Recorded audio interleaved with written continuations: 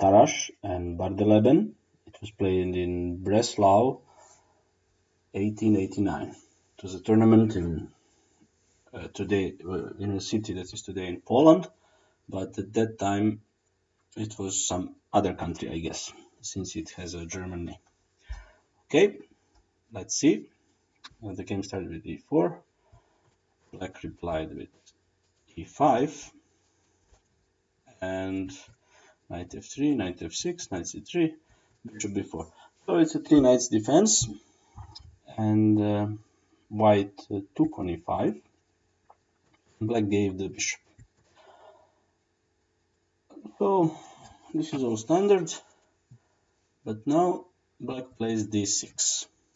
Well, you might be wondering why black didn't take this pawn.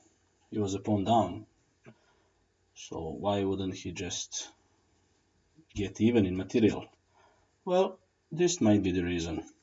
White can now go queen g4 and attack this knight and attack this pawn. And if you now castle and try to sacrifice this knight, that's not going to work. We are going to take it. Let's say you pin, so your black would, let's say, be hoping to get this knight back because of this pin. Like if the queen moves, he can still push a pawn and the knight is pinned to the king. But white would simply not care. He would develop here. There is a threat on h7. And when that threat is parried with b6, white would just castle. And when you finally do get your move, well, guess what? Among other things, white can throw in knight f7. I mean, in the end, we were a piece ahead, so we can give that piece back. If rook takes queen, knight will take queen, and black still has to think how to get his piece back. I mean, he will get it back, but in the process he loses at least one pawn, probably two. So that's why castle is not so good. So black could try something like this, attack the queen and attack the knight at the same time, but we just take the pawn, hitting this rook, and if the rook moves, we can just go here and black is just lost. There is a threat of taking here, and even if you protect with the queen, we are just going to take it, and in the end we are going to be heavy material ahead. So let's say black goes here, we just exchange and go back, and now you can see we are a pawn ahead.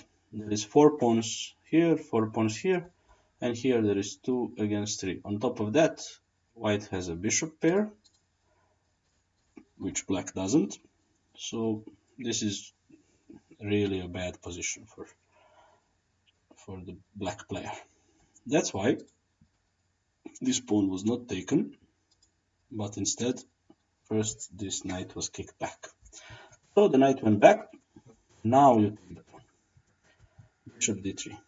Okay, so maybe we could try to think of something like this, like pinning the knight, like what was black trying to do to white in the previous variations. But actually this is really bad, because now black can just castle, and if you take this knight, well, guess what? You're just losing your queen. I mean, you can block, but that's not gonna help you. So that's why after the castle you cannot take this knight, and you have just blocked your bishop. So this is not really a good idea. And that is why actually white played bishop d3. So now the black knight goes back, castles, h3. Well, it's a kind of a normal move, preventing this bishop from developing here. Actually, that's kind of an idea of white's setup. I mean, with this bishop, he's taking this square from this bishop, and with this pawn, he's taking this square. So if you now think a little bit, there are some problems with development of this bishop. Probably the best thing is to put it here, but it doesn't do much there. It's just like a protective piece, but that's okay. I mean, that's what actually black played. He cannot do much better. I mean, he could go maybe b6 and bishop b7, but that would make some weaknesses here. Although, that might be an idea also. Who knows? So, bishop b6, bishop b5, development. And now, this move looked a little bit strange to me in the beginning. But actually there is a point. White is anticipating that black will push this c6 pawn, so he can also push the d5 pawn, and so he is ready to go to f4 to attack this pawn later when it becomes weaker. And also with this route he can maybe get to the black king, and actually that's what happened. Centralization of the rook. Well, black is trying to activate as much as he can, and now we see the queen entered the battle, and actually it is threatening this pawn. So black protects it, and white centralizes his knight. Also with a very simple threat, just take on e6, and when you take with the rook, and it looks like that's a pawn down for nothing. So black protects the bishop, and now bishop f5. Well, I don't know. Me personally, I would not even think about this move. I would just put my knight there. Well, this move is having an obvious threat of capturing on d6. Also, there is a threat of capturing on g7. Sometimes, maybe not now, depending on what black's move would be. Like if he would... Well, anyway, maybe even now. No, if he would move the queen, then yeah. So anyway, probably black would take that knight. Now, this is a very simple idea. You just exchange queens, you exchange the last black bishop, and now you have two bishops against two knights, and there are some rooks, and the position is kind of open, and there must be a small advantage for white here, and this position is very simple to play. Also, one more important thing, black does not really have strong outposts for his knights in the center. Like if he would position his knight here, whenever white feels that he is ready, he could just kick him with f4. Same goes for d5, because we have a pawn that can kick that knight out. That's why I think I will go for this without too much thinking, just having a safe position with a small advantage, and well, who knows, depending on the level of play of my opponent and me,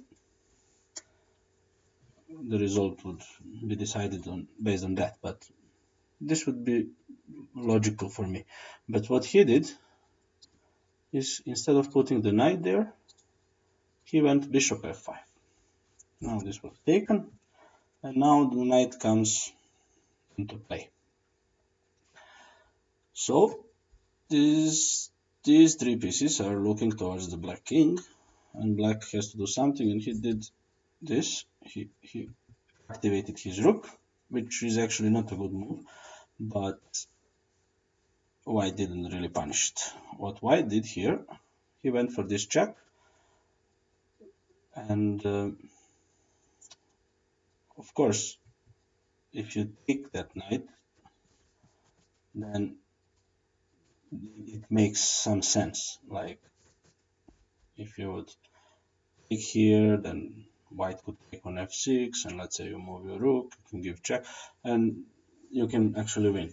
But the thing is, black is not going to take it. He just moved to the side, And then there were some exchanges, some more exchanges. The queen moved, the queen back to defense. So if you take this here, that's not really good. Actually, that's really bad, because now white will just bring the rook to e3 and then to g3, and he will actually win. He's not even going to bother taking this pawn unless there is no mate, but it looks like this is going to be really bad. So instead of that, he didn't go for that move, but went queen d6. Protecting now, this knight is really hanging, so it had to retreat. There were some exchanges. Now white tries to do the lift, but that's not really gonna work. I mean, he did make part of that maneuver, but now there's g6, and the queen has to come back, and it was a draw agreed. But what was interesting here is this moment after the rook e5. So white went for this flashy move, knight h6, which works if it's taken, but black didn't take it, and the game was agreed to a draw. But if white would take some time to consider just a simple exchange of a rook for a rook and try to see the repercussions of that operation, he would very soon realize that he had a much better continuation in rook takes e5. A simple move, but very powerful one. Well, obviously, as black, you're a rook down, so you have to take it back. You can take it with a queen, with a knight, or with a pawn. Let's see what would happen. If black takes with a queen, well, very simple. You just take this pawn with a knight, and now the queen is protecting this one. I mean, black is not going to play that because that's going to lose the queen. The bishop is protecting the queen, and the queen is protecting the bishop. So actually, this bishop is attacking all three pieces, but it cannot do any harm. So white is just a clear pawn up. This one is hanging, and there is a bishop against knight, possible ending when two knights are exchanged. So this is really a bad position for black, if not lost. So he cannot really take with the queen. But let's see, what are his other options? Well, let's see if he takes with a knight. Well, then it's even worse. You just give this check, because the rook is no longer protecting that square. And when the king moves, you just take on f6, and when he takes, well, believe it or not, this is mate. So that's not the way to play.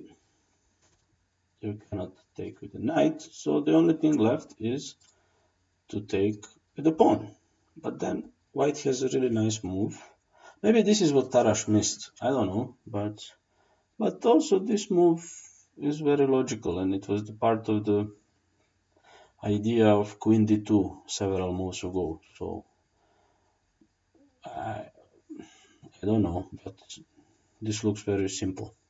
So now there is a threat to come with the bishop on h6, and also there is a threat to take on g7. You can check this yourself. That way you will actually understand the position a little bit more if you analyze a little bit by yourself.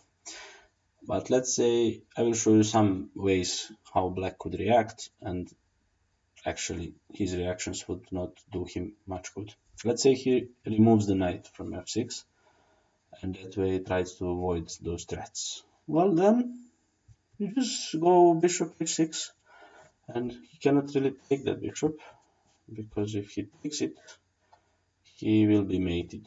We just give him a check and mate. So knight d5 is not good. What if he kicks you with the h-pawn? Well, that's even worse. You just take that pawn, and if he takes, you give him another check, and mate will follow in two moves. I mean, he can give this knight, and then you take it with a check and mate him.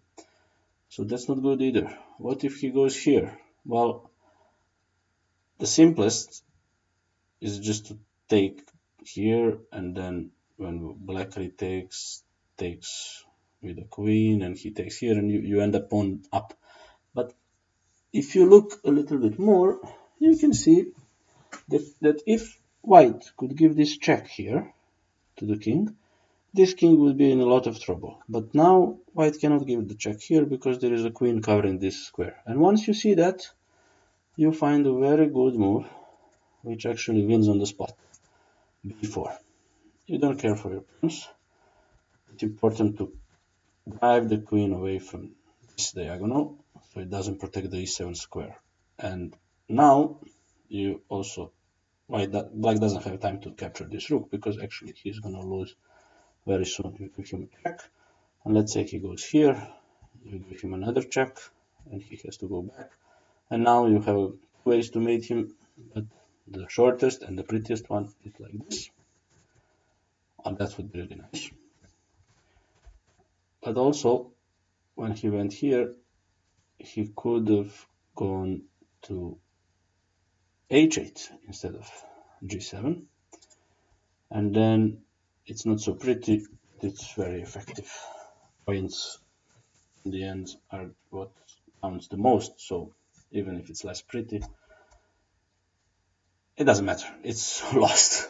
So that was the crucial moment of the game where he gave this flashy check, and if he would just be thinking of all the other options, I mean, this is the simple option that you have to check always. Every capture should be checked, like in every position, at least briefly. But okay, the game ended in a draw, although we could learn something from here. Like these three pieces, they are very effective in attacking the black king, especially after a move like d takes e5, when this pawn kind of prevents the queen to join the defense, so white can just swing to the side and then with these different combinations finish the game depending on what black chooses. I really like this one because it includes the sacrifice of queen and also the deflection of the black queen. So that was it. I hope you enjoyed it and I hope you learned something, and goodbye.